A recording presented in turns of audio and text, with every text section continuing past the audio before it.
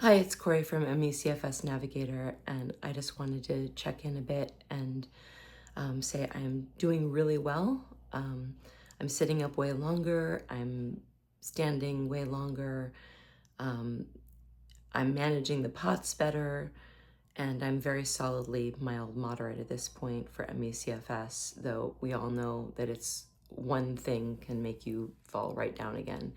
So I'm being very careful to stay in my envelope.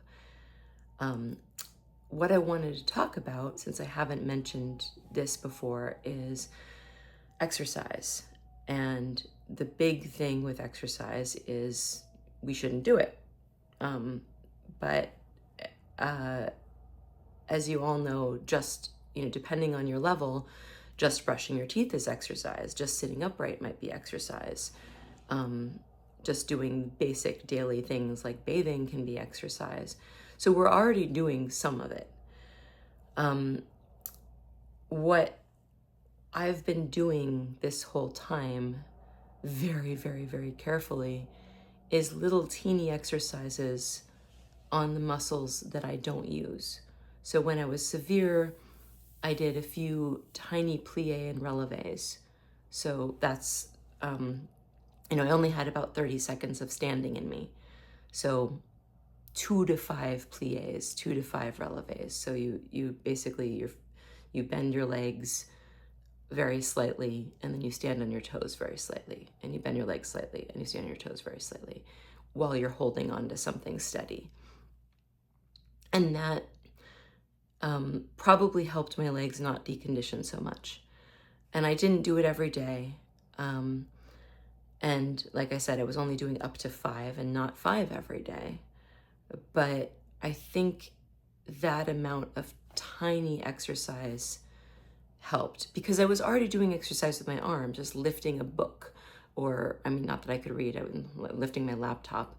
I could read little bits at a time at that point, but I was lifting things around my bed out to using my arms.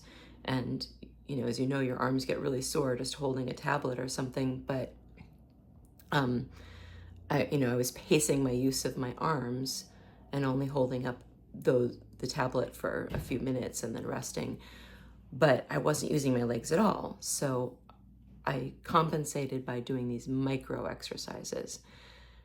And regular exercise is contraindicated, and graded exercise, as we know it, is contraindicated.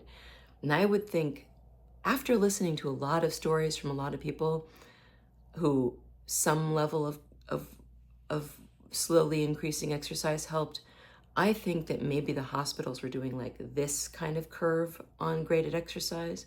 And what I've seen actually help people is maybe like this curve, just teeny tiny, slow, like way slower than any physical therapist is going to think of going.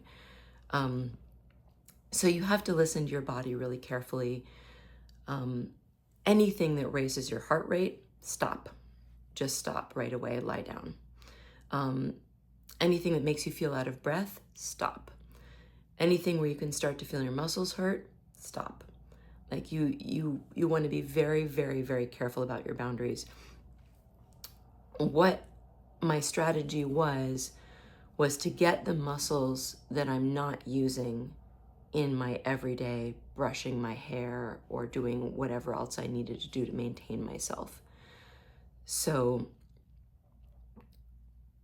just filling in the gaps very, very carefully, because for us, just doing regular things is exercise.